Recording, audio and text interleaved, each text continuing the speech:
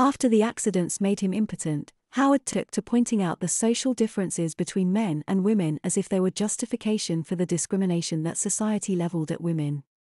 He would tell her at least once a day that, "I'm the one who wears the pants in the family and that I'll be damned if I'll listen to some fool woman's half-baked opinions."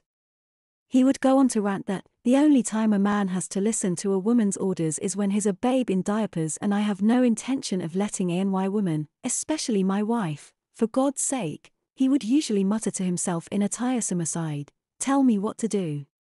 Despite Howard's irritating male chauvinism, Anita was secretly amused to see that he suffered from a severe case of male dependence and helplessness.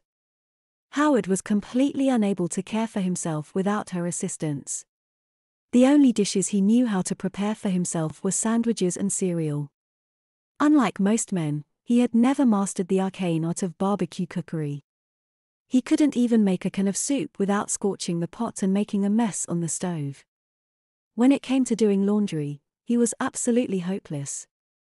He seemed incapable of putting his dirty clothes in the laundry hamper or putting away his clean clothes. Howard even had trouble dressing himself in the mornings. Every morning Anita would dutifully help him get dressed and knot his tie for him. He couldn't even find matching socks without her assistance, much less color-coordinate a shirt with a tie. Howard even needed her assistance to bathe himself. She had to come in and scrub his back for him whenever he took a bath. Sometimes Anita felt like she had married an overgrown preschooler rather than the man who had asked her to marry him. She was well aware that his chauvinism was only a psychological defense against the feelings of insecurity and helplessness he had buried in the innermost reaches of his being. Despite his expertise in his field, he had been put out to pasture the moment his presence had irritated management.